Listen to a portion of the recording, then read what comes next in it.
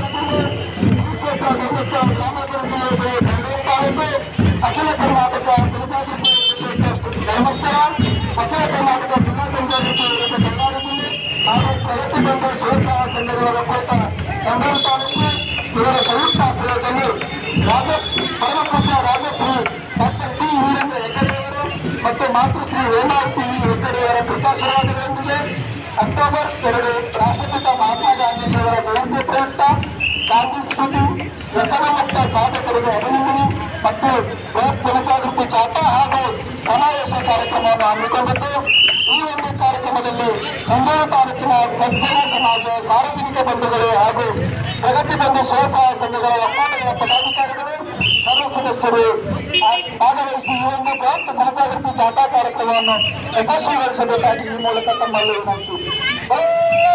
ಭಾರತ್ ಮಾತಾ key, Bharat ಮಾತಾ key. ಜನಜಾಗೃತಿ ವೇದಿಕೆಗೆ, ಜನಜಾಗೃತಿ ವೇದಿಕೆಗೆ, ರಾಷ್ಟ್ರಪಿತ ಮಹಾತ್ಮ ಗಾಂಧೀಜಿಯವರಿಗೆ, ರಾಷ್ಟ್ರಪಿತ ಮಹಾತ್ಮ ಗಾಂಧೀಜಿಯವರಿಗೆ ಭಾರತ್ ಮಾತಾ ಕೀ, ಭಾರತ್ ಮಾತಾ ಕೀ.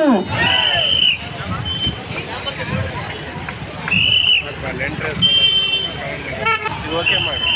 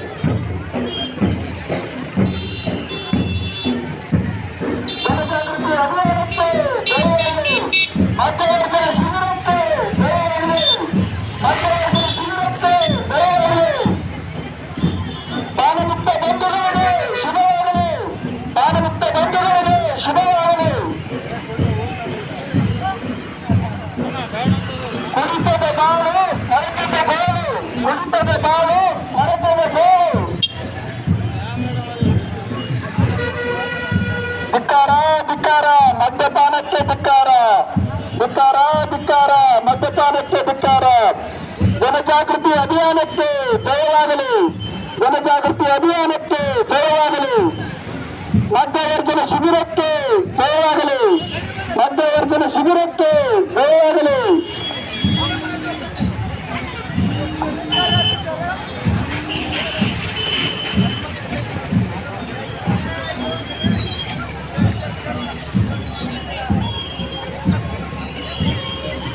ಜನಜಾಗೃತಿ ಅಭಿಯಾನಕ್ಕೆ ಜಯವಾಗಲಿ, ಗ್ರಾಮಾಭಿವೃದ್ಧಿ ಯೋಜನೆಗೆ ಜಯವಾಗಲಿ.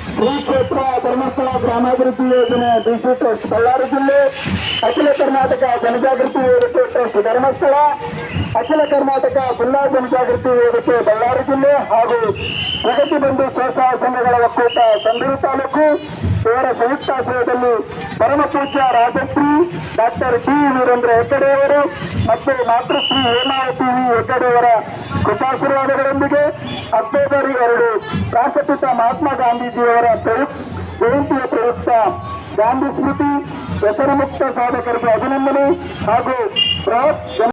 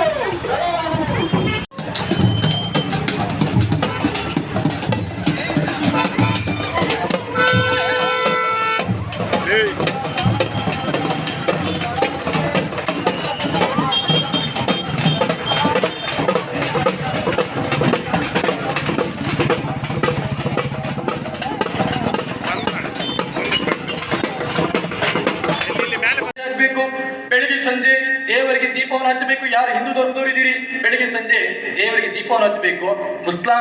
ಇಸ್ಲಾಂ ಧರ್ಮದವರು ನಮಾಜ್ ಮಾಡಬೇಕು ದಿನಕ್ಕೆ 5 ಬಾರಿ. ಏನು ಮೊಹಮ್ಮದ್ ಪೈಗಂಬರ್ ಅವರು ಹೇಳಿಕೊಟ್ಟಿದ್ದಾರೆ. ಪ್ರವಾದಿಗಳು ತುಂಬಾ ಬುದ್ಧಿವಂತರು. ಅವರು ಈ ಭೂಲೋಕದಲ್ಲಿ ದುಶ್ಚಟ ದುರಭ್ಯಾಸ ಮಾಡುವ ಜನರು ನೋಡುವಾಗ ದುಶ್ಚಟ ಬಿಡಿ ಅಂತ ಹೇಳಲಿಲ್ಲ.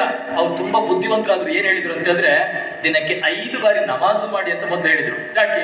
ನಮಾಜ್ ಮಾಡಿದ್ರೆ ದುಶ್ಚಟ ತನ್ನಿಂತಾನೇ ದೂರ ಹೋಗುತ್ತಂತೇಳಿ ಭೂಲೋಕದ ಜನರಿಗೆ ದೊಡ್ಡ ಸಂದೇಶವನ್ನು ಕೊಟ್ಟರು. ಯಾರು ಕ್ರೈಸ್ತ ಧರ್ಮದವರು ಇದ್ದೀರಿ, ಮನೆಯಲ್ಲಿ ರೋಜರಿ ಮಾಡಿ. ಹಿಂದೂ ಧರ್ಮದವರು ಬೆಳಿಗ್ಗೆ ಸಂಜೆ ದೇವರಿಗೆ ದೀಪವನ್ನು ಹಚ್ಚತಕ್ಕಂಥ ಕೆಲಸ ಮಾಡಬೇಕು. ಹತ್ತಿರಲ್ವಾ? ಜೋರಾಗಿ ಹೇಳಿ, ಜೋರಾಗಿ ಹೇಳಿ.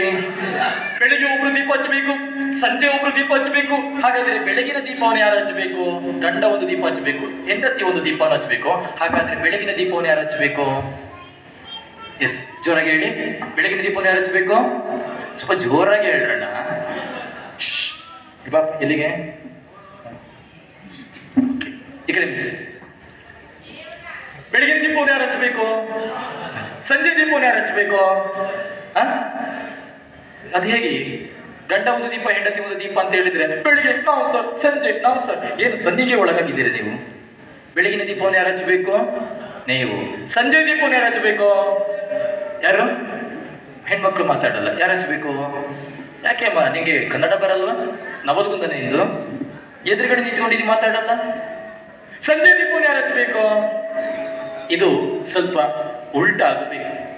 ಬೆಳಗಿನ ದೀಪವನ್ನ ಹೆಣ್ಣು ಮಕ್ಕಳು ಹಚ್ಚಬೇಕು. ಯಾರು ಹಚ್ಚಬೇಕು? ಜೋರಾಗಿ ಹೇಳಿ.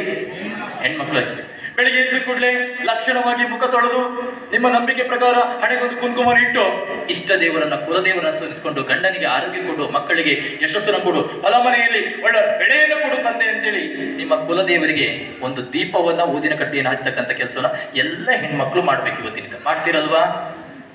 ಶಬ್ದ ಬರತ್ತಾರೆ ಬೇಡ, ಬೇಜಾರಾಗ್ಬೇಡಿ. ನೀವು ಬೈತೀರಿ ಅಂತ ನೀವು ನನಗೆ ಹೇಳ್ತೀರಿ ಸರ್ ಕೆಲವು ಸಲ. ಸರ್ ಜೋರ್ ಮಾಡ್ತಿದ್ದೀರಿ ಅವರಿಗೆ ಅಂತೇಳಿ. ಹೀಗಾದ್ರೆ ಎಷ್ಟು ಸಲ ಹೇಳಿದ್ರು ರವಿ ಅಣ್ಣ? ಹತ್ತಿರಲ್ವಾ ಹೆಣ್ಮಕ್ಳೇ? ಎಸ್. ಸಂಜೆ ದೀಪವನ್ನು ಯಾರು ಹಚ್ಚಬೇಕು ಅಣ್ಣಂದಿರಿ? ಜೋರಾಗಿ ಹೇಳಿ. ಎಸ್. ಸಂಜೆ 6 ಗಂಟೆ ಆಯ್ತು ಅಂದ್ರೆ ನೀವು ನಿಮ್ಮ ಮನೆಗೆ ಬರಬೇಕು, ನಿಮ್ಮ ಮನೆ ಪ್ರವೇಶ ಮಾಡಬೇಕು, ದೇವರಿಗೆ ದೀಪವನ್ನು ಹಚ್ಚಬೇಕು. ಇವತ್ತಿನಿಂದ ಹತ್ತಿರಲ್ವಾ? ಇವತ್ತೇ ಪ್ರಾರಂಭ ಆಗ್ಬೇಕು. ಮಾಡ್ತೀರಲ್ವಾ? ಕೆಲವೊಮ್ಮೆ ನೀವು ಬಿಸಿ ಇರ್ತೀರಿ, 6 ಗಂಟೆಗೆ ಮನೆಗೆ ಬರ್ಲಿಕ್ಕಾಗಲ್ಲ, 8 ಗಂಟೆಗೆ ಮನೆಗೆ ಬರ್ತೀರಿ. 8 ಗಂಟೆಗೆ ಮನೆಗೆ ಬಂದ್ರು ದೇವರಿಗೆ ದೀಪ ಹಚ್ಚೋದನ್ನ ಮರಿಬಾರ್ದು. ಹತ್ತಿರಲ್ವಾ? ಜೋರಾಗಿ ಹೇಳಿ. ಇನ್ ಕೇಸ್ 10 ಗಂಟೆಗೆ ಬರ್ತೀರಿ, ತುಂಬಾ ದೂರದಲ್ಲಿ ಯಾವುದೋ ಊರಿಗೆ ಹೋಗಿರ್ತೀರಿ, ಯಾವುದೋ ಕೆಲಸದಲ್ಲಿ ಹೋಗಿರ್ತೀರಿ, 10 ಗಂಟೆಗೆ ಬರ್ತೀರಿ. 10 ಗಂಟೆಗಾದ್ರೂ ದೇವರಿಗೆ ದೀಪ ಹಚ್ಚೋದನ್ನ ಮರಿಬಾರ್ದು. ಹತ್ತಿರಲ್ವಾ? ಜೋರಾಗಿ ಹೇಳಿ. ಎಲ್ಲೋ ವರ್ಷದಲ್ಲಿ 6 ತಿಂಗಳಲ್ಲಿ, 1 ವರ್ಷದಲ್ಲಿ ನೀವು ರಾತ್ರಿ 1 ಗಂಟೆ ಅಥವಾ 2 ಗಂಟೆ ರಾತ್ರಿಗೆ ಬರ್ತೀರಿ. ಆದ್ರೂ ದೇವರನ್ನ ಮರಿಲಿಕ್ಕಿಲ್ಲ. ಆ 2 ಗಂಟೆ ರಾತ್ರಿಗಾದ್ರೂ ದೇವರಿಗೆ ದೀಪ ಹತ್ತಿರಲ್ವಾ? ಜೋರಾಗಿ ಹೇಳಿ. ಜೋರಾಗಿ ಹೇಳಿ. ಬಂಧುಗಳೇ, ನನ್ನದೊಂದು ಪ್ರಶ್ನೆ. ಮಿಡ್ ನೈಟ್ ರಾತ್ರಿ 2 ಗಂಟೆಗೆ ದೇವರಿಗೆ ದೀಪ ಹಚ್ಚೋದಾದ್ರೆ ನಮ್ಮ ಮನೇಲಿ ಇರೋದು ದೇವರ ದೆವ್ವನ? ಯಾರಾದ್ರೂ 2 ಗಂಟೆಗೆ ದೀಪ ಹಚ್ತಾರ?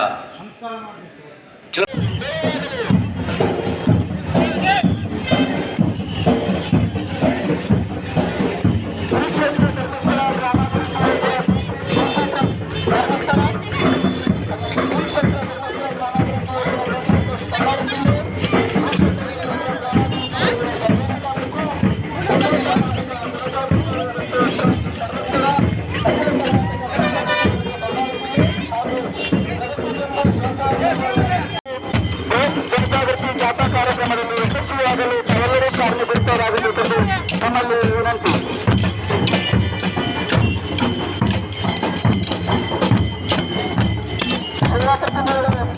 ಪಾಲುದಾರ ಸದಸ್ಯರನ್ನು 2 ಕಾಲ ಮಂಡಿಸಬೇಕು. 2 ಕಾಲ ಮಂಡಿಸಿ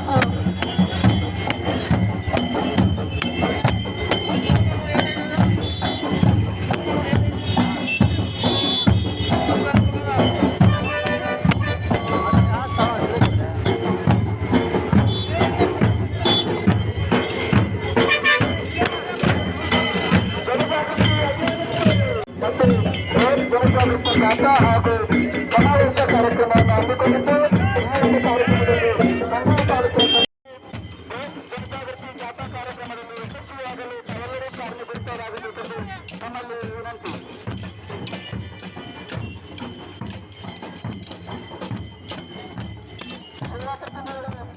ಪಾಲುದಾರ ಸದಸ್ಯರನ್ನು 2 ಕಾಲ ಮಂಡಿಸಬೇಕು. 2 ಕಾಲ ಮಂಡಿಸಿ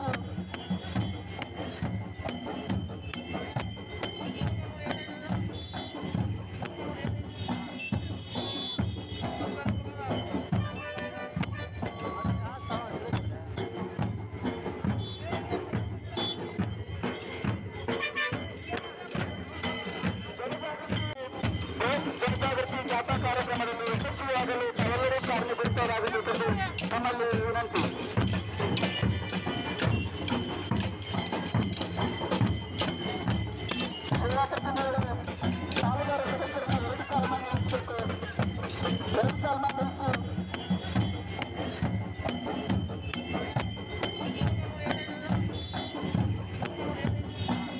ಅದರಿಂದ ನನಗೆ ತುಂಬ ಒಂದು ಆಘಾತಕಾರಿ ಅಂಶಗಳು ನನಗೆ ಸಿಕ್ಕಿದ್ವು. ಏನಪ್ಪ ಅಂದರೆ ನಿಯಮಿತವಾಗಿ ಅದನ್ನು ಯಾರಾದರೂ ಒಬ್ಬ ವ್ಯಕ್ತಿ ಸೇವನೆ ಮಾಡಿದರೆ ಅವನಿಗೆ ನರ ದೌರ್ಬಲ್ಯ ಉಂಟಾಗುತ್ತೆ. ಹಾಗೆಯೇ ಅವನ ಏನು ನಮ್ಮ ಪಚನಕ್ರಿಯೆಗೆ ಸಂಬಂಧಪಟ್ಟಂಥ ಎಲ್ಲ ಒಂದು ಜೀವಕೋಶಗಳು ಸತ್ತೋಗ್ತವೆ. 6 ತಿಂಗಳಲ್ಲಿ ಅವನು ಮರಣವನ್ನು ಅಪ್ತಾನೆ ಅಂತೇಳಿ ಇಂಥ ಒಂದು ಆಘಾತಕಾರಿ ಒಂದು ಅಂಶ ನನಗೆ ಗಮನಕ್ಕೆ ಬಂದಾಗ ನಾನು ಇದ್ರ ಬಗ್ಗೆ ಗಟ್ಟಿಯಾಗಿ ಧ್ವನಿಯನ್ನು ಎತ್ತಿರ್ತಕ್ಕಂಥದ್ದು ಮತ್ತು ಅದನ್ನು ಶಾಶ್ವತವಾಗಿ ಮುಚ್ಚಲಿಕ್ಕೆ ನಾನು ಹೋರಾಟವನ್ನು ಕೂಡ ಮಾಡಿದ್ದೇನೆ.